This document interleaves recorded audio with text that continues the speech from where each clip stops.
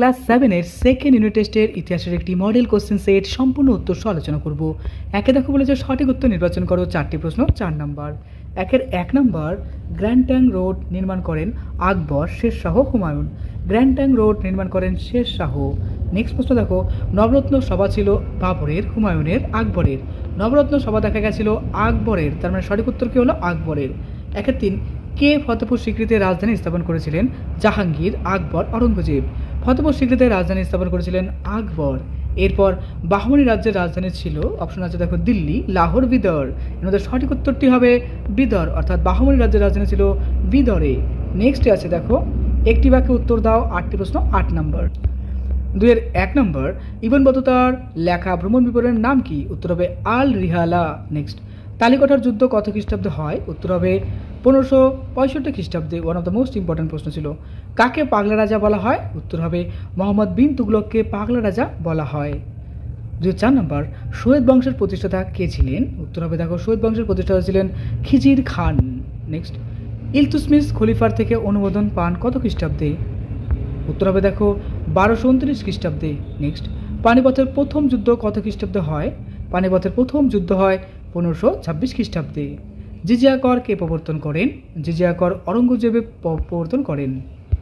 2-এর 8, লাল কেল্লার অপর নাম কি ছিল? লাল কেল্লার অপর নাম ছিল কিলা মুবারক। এরপরে 3 নম্বর প্রশ্ন দেখো, কাবলিয়ত পাট্টা বলতে কি বোঝো? দেখো কাবলিয়ত পাট্টা, শের শাহ কৃষকদেরকে পাট্টা দিতেন। এই পাট্টায় কৃষকের নাম, জমিতে কৃষকের অধিকার, কত রাজস্ব দিতে হবে প্রভৃতি লেখা থাকতো। এর বদলে কৃষক রাজস্ব দেওয়ার কথা কবুল করে কবুলিয়ত নামে একটি দলিল রাষ্ট্রকে দিত। নেক্সট প্রশ্ন, নিচের প্রশ্নের উত্তর দাও। দেখো 3 নম্বর করে রয়েছে। 4-এর 1 নম্বর, আলাউদ্দিন খলজির দিল্লির বাজার দর নিয়ন্ত্রণ করার কারণ কি ছিল? বাজার দর নিয়ন্ত্রণের ক্ষেত্রে কোন কোন নিয়মাবলী পালন করতে হতো? উত্তর, আলাউদ্দিন খলজির শাসন ব্যবস্থা ছিল সম্পূর্ণভাবে সামরিক শক্তির উপর নির্ভরশীল, অর্থাৎ সেনাবাহিনীর উপর নির্ভরশীল ছিল। তাই তিনি কম বেতনে বেশি সেনা রাখার জন্য বাজার দর নিয়ন্ত্রণ করতেন, অর্থাৎ কম দামে যদি সব কিছু পাওয়া যায় তাহলে সেনাবাহিনী কিছু বলবে না, ওরা শান্তিমতো কাজ করবে। নেক্সট দেখো বলছে নিয়মাবলী। নিয়ম অনুযায়ী প্রত্যেক ব্যক্তিকে নির্দিষ্ট দামে জিনিস বিক্রি করতে হবে। কেউ এই আইন অমান্য করলে কিংবা ওজন কম দিলে তার দ্বিগুণ ওজনের মাংস ওই ব্যবসায়ীর শরীর থেকে কেটে নেওয়া হতো। খুব ভয়ানক, তাই না? নেক্সট দেখো 4-এর 2 নম্বর, অরঙ্গজেবের দক্ষিণাত্য অভিযানের উদ্দেশ্যগুলি কী ছিল? দক্ষিণাত্যের কোন দুটি সুলতানের রাজ্য তিনি দখল করেন?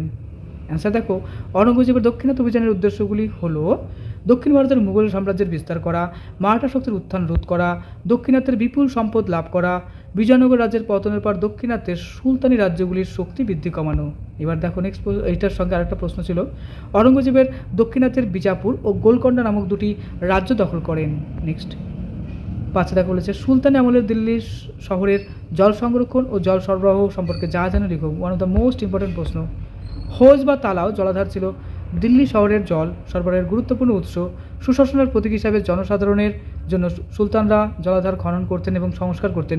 সুলতান ইলতুৎমিশ খনন করেছিল হোজি শামসি বা হোজি সুলতানি। 8 কোণা এই জলধারের বর্ণনা দিয়েছেন ইবন বতুতা। আলাউদ্দিন খলজি খনন করেন আরও বড় 4 কোণা জলাধার হোজি আলাই। পরে এর নাম হয় হোজি খাস। গিয়াসউদ্দিন তুগলক নতুন বানানো তুগলাবাদে আরেকটি জলাশয় তৈরি করেন, যেখানে উঁচু বাঁধ দিয়ে জল ধরে রাখা হতো। উল্টো দিকে সুলতানি রাষ্ট্রের বিরোধী স্থানীয় শক্তি শহরের অধিবাসীদের বিপাকে ফেলার জন্য হোজি শামসির নালাগুলোর উপর বাঁধ দিয়ে দিত। গিয়াসউদ্দিন বলবনের আমলেও মেয়েদস্যুদের ভয়ে শহরের লোকজন জল আনতে তালাও পর্যন্ত যেতে পারত না। ফিরোজ তুগলক এইসব নালার উপর তৈরি বাঁধ ভেঙে জল সরবরাহ স্বাভাবিক করেন। ওকে, পরীক্ষার জন্য তোমাকে জানাই বেস্ট অফ লাক, খুব ভালো থেকো।